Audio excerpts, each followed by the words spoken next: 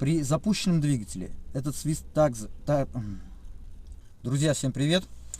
Небольшое короткое видео по комментариям.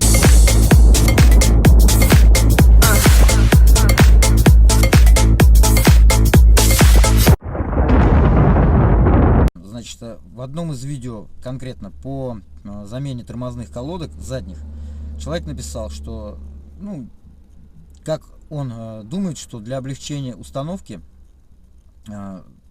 тормозных колодок, точнее установки пружин, фиксирующих тормозные колодки на задней части тормозного механизма, будет проще, наверное, как он имеет в виду, одеть тормозную колодку по ходу движения задняя, получается, то есть та колодка, на которой расположен рычаг ручного тормоза, на который одевается трос ручника. А после этого, то есть зацепить среднюю пружину, которая притягивает колодку к задней части тормозного механизма, и после этого уже одеть сам этот крюк. То есть так будет, по его мнению, проще. Но так будет не проще по одной простой причине. Во-первых, саму пружину вы оденете, да, у вас с этим не составит никаких проблем, так же как на переднюю колодку, которая по ходу движения. Но дело в том, что после того, как вы оденете пружину, вам нужно будет установить вот этот рычаг ручного тормоза, на который крепится трос ручника. Для того, чтобы его установить, я в ролике показывал, по замене тормозных колодок, в ролике показывал, что там на колодке, на самой, есть такой небольшой выступ штампованный, который не дает полностью одеть вот этот вот сам, будем называть его крючком этот рычаг, на который одевается трос ручника. То есть, чтобы его надеть на палец, его нужно вот этот палец сначала втопить обратно, то есть как бы вытащить немного, потом одеть сам вот этот рычаг, потом уже выдавить палец, посадить его, как он должен быть, на место, и после этого только у вас получится его зашплинтовать. Вот, немножечко вставили его, вот я о чем говорил, потому что вот здесь, если сейчас его полностью вставить, вам просто не даст он вставить вот этот рычаг. Слегка вставили его, одели рычаг и уже до конца оживляем. Все. То есть, и вот представьте, что вы одели колодку, одели пружину, у вас никаких проблем. Вам нужно этот палец немножко утопить. Хорошо вы его утопите, рычаг накинете. Но чтобы вам обратно вернуть палец в исходное положение, то есть так, как он должен находиться при фиксации вот этого рычага, для того, чтобы вам его зашплинтовать, вам нужно его с обратной стороны как-то вытолкнуть. Чтобы его вытолкнуть, сами подумайте, немножко тут уже вам придется приложить определенные усилия сверху, то есть с левой стороны у вас колодка практически вплотную прилегает к тормозному механизму, к задней части, точнее всего, этого тормозного механизма. Спереди у вас уже, опять же, будет мешать тот же самый рычаг. Сверху у вас не получится, так как там расположен цилиндр тормозной. То есть вы просто не подлезете. Ну и сама ступица, в общем-то, из-за которой вам тоже вряд ли получится открыть какой-то хороший доступ для того, чтобы выткнуть этот самый палец. В общем-то, вот это ответ на его комментарий, поэтому я не думаю, что стоит так заморачиваться ради того, чтобы одеть одну маленькую пружину.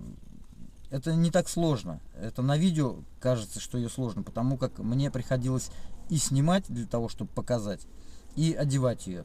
То есть, если в процессе установки не участвует какая-то съемка или фиксация всего действия, то это сделать, в общем-то, без проблем.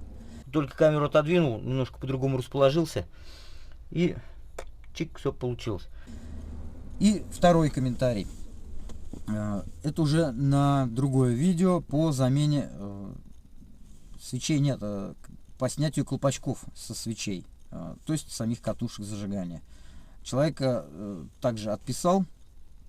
Я не буду называть, кто писал комментарий, если честно, я просто не помню. Ну, если вам интересно, вы можете пройти по этим видео и посмотреть сами комментарии. Человек, значит, написал, что он поменял свечи, и у него появился какой-то свист. Я ему также отписался. То есть свист после того, как он глушит автомобиль, продолжается там определенное какое-то количество, небольшое количество времени, и потом пропадает. Он подтвердил. То есть он подтвердил это. И я хочу, в принципе, успокоить его, ну и всех, кто как-то грешил, что это какая-то часть поломки, возможно, двигателя или еще какой-то системы. Ничего в этом страшного нет. Это работа какого-то агрегата. Если честно, я сам не могу определить точно какого. Но вот я сейчас вставлю небольшой кусочек видео, ну, либо звука, что из них лучше получилось точнее, что этот свист и у меня также присутствует. И он присутствует, вот возьмите даже, просто включите зажигание, и у вас этот свист появится. А потом он пропадет через какой-то там буквально несколько секунд, и он пропадает. Я не знаю, насколько будет слышно этот свист.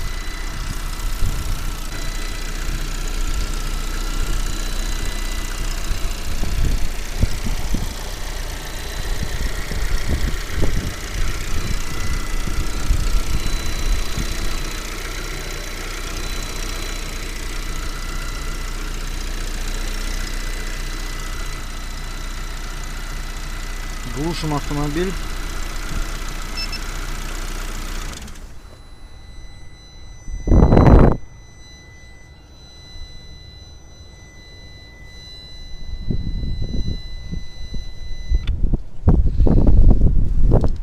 Все.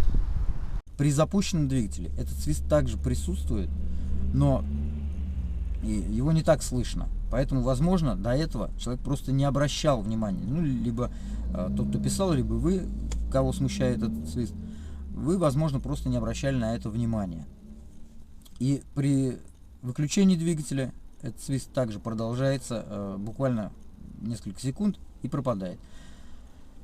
Точно я не могу сказать, откуда происходит происхождение этого звука, но вот пытаясь найти, ну, скажем так, в полевых условиях, без приложения каких-то определенных усилий,